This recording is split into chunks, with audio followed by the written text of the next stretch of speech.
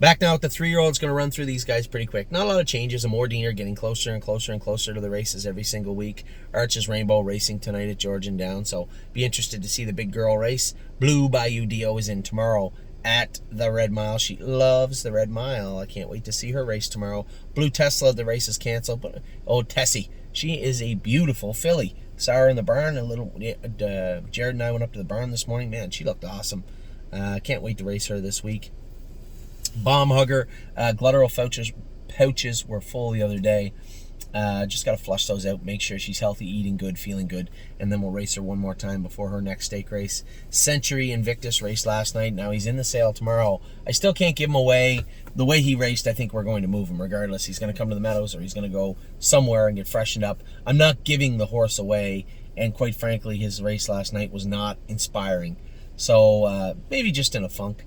Maybe just needs a couple of weeks of the field and then find a spot for him. But we're going to shake him up. We're going to bring him somewhere new. It might come to Northfield, too. I don't know what he fits here, to be honest. Maybe I'll talk to Jason tonight and see what he fits here. He's going somewhere, though, whether it's to a new home or to a new track.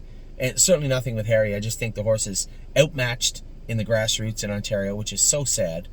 Outmatched in the grassroots in Ontario, and not a lot of classes for him. He's coming somewhere, whether it be a new home or to us or someone else. This coming week.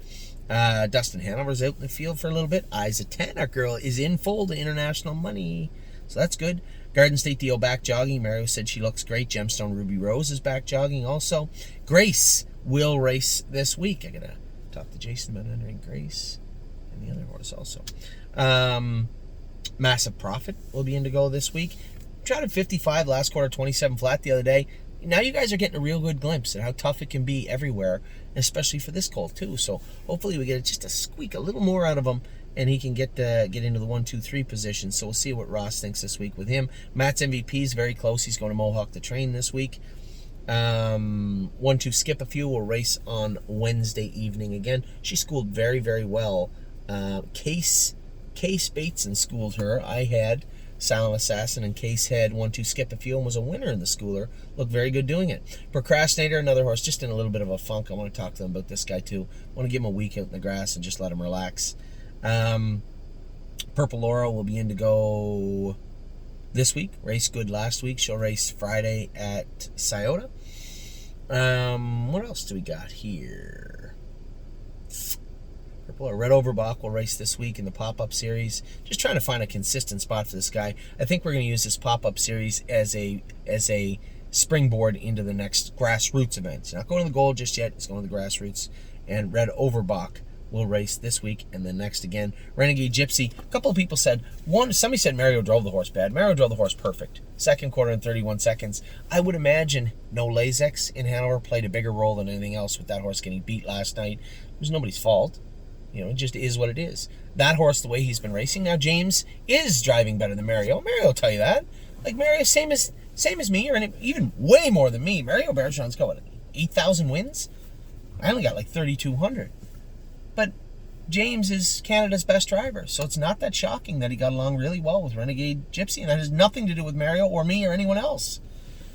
But I think you could have dug Stanley Dancer up last night, stuffed him in the bike, and went out and raced him, and he still would have been 5th or 6th. The race I saw was a horse that was a winner on the front end and soundly defeated. It looked to me like the horse just ran out of steam. Looked to me like a horse that might have bled. There's no Lasix in Hanover. We did the best we could to plug him up, same as anybody racing, coming off Lasix, racing in the Hamiltonian. That first start, you might see them race pretty good. The second start is when you're going to notice they may need the Lasix.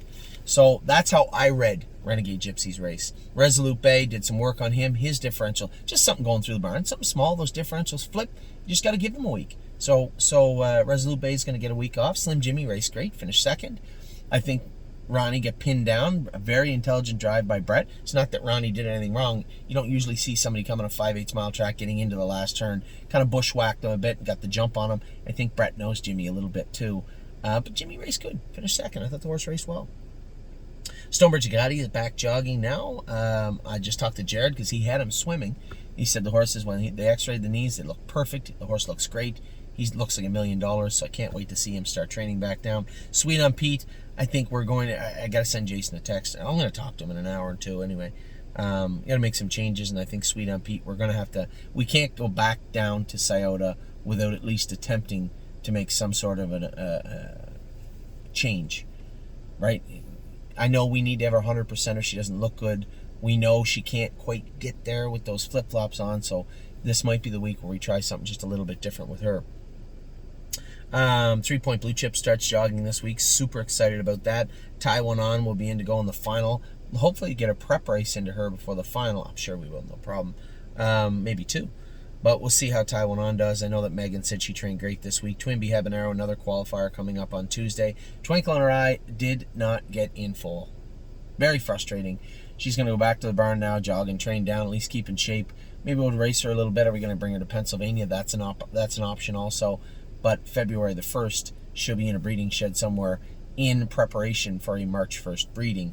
That will be the plan with this filly. Unbeatable Kemp, I guess he was back in a couple of weeks, 2-3 weeks. Freshened up, have him back in soon. Will to Win Hanover reeled off two wins in a row and looked very, very good doing it. So maybe we're seeing a resurgence. Maybe we're seeing a new Will to Win Hanover. Who knows? World for 2, flat yesterday. Flat. There's no other way to put it. He was flat. I'm going to kick him out in the grass for a week, get him sharpened up. The one thing I can say is I said to Tim before, I walk up to him before the race and he's just hanging his head. He doesn't look sharp. He doesn't look like he's ready to dance. So we'll get him back sharpened up a little bit for his next start at the Meadows, I believe. He doesn't race in a stake till the 27th, so we'll see if we can sharpen him back up. And then, and that's it. That's for the 3-year-olds. Now you got the racehorses, the 2-year-olds, 3-year-olds. All your videos are done. It is Sunday afternoon here at Northfield Park. I'm going to get these videos done, email written and out to you guys. I'll talk to you all soon. I hope you had a great weekend. It's been a pretty good week. A pretty good week for the stable in general. Big news this week. We'll be obviously talking about the buckets. Interested to get your feedback. Take care.